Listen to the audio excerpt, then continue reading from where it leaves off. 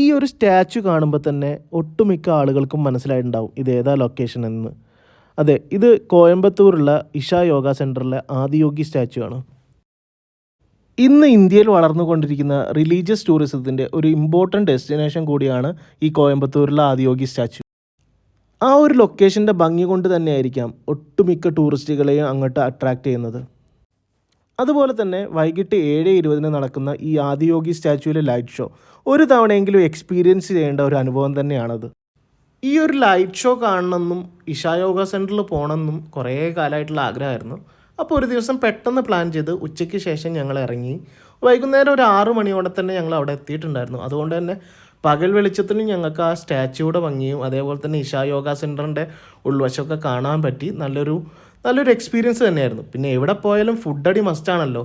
അപ്പോൾ അവിടെ തന്നെയുള്ള നമ്മുടെ പാർക്കിങ്ങിനോട് അടുത്തുള്ള ഒരു വെജിറ്റേറിയൻ റെസ്റ്റോറൻറ്റിൽ നമ്മൾ കയറിയിട്ടുണ്ടായിരുന്നു.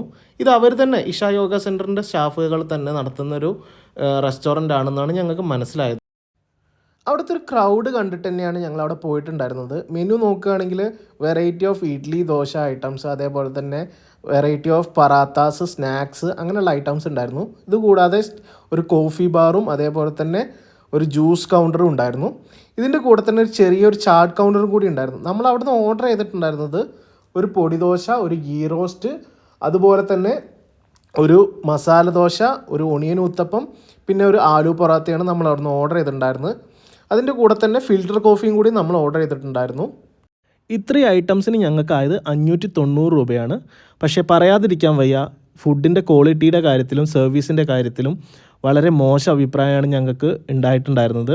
ഈവൻ ഞങ്ങൾക്ക് ഇത്രയും ഫുഡ് കിട്ടാൻ 45 മിനിറ്റോളം എടുത്തു.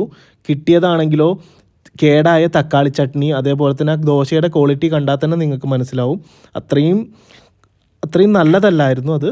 ഞങ്ങൾക്ക് പേഴ്സണലിയുള്ള അഭിപ്രായമാണ്. ഈവൻ ദഹിപൂരി അവൾ ട്രൈ ചെയ്തപ്പോൾ അവളുടെ എക്സ്പ്രഷൻ കാണുമ്പോൾ തന്നെ നിങ്ങൾക്ക് മനസ്സിലാവും ഒട്ടും സാറ്റിസ്ഫൈഡ് അല്ലാത്തൊരു ഫീലാണ് ഞങ്ങൾക്ക് ഉണ്ടായത്. ഇത്രയും ക്രൗഡ് വരുന്ന ഒരു ഏരിയയിൽ കുറച്ചും കൂടി നല്ല സർവീസും നല്ല ഫുഡും കൊടുക്കാമെന്ന് ഞങ്ങൾക്ക് പേഴ്സണലായിട്ട് ഞങ്ങൾക്ക് തോന്നിയിട്ടുണ്ടായിരുന്നു.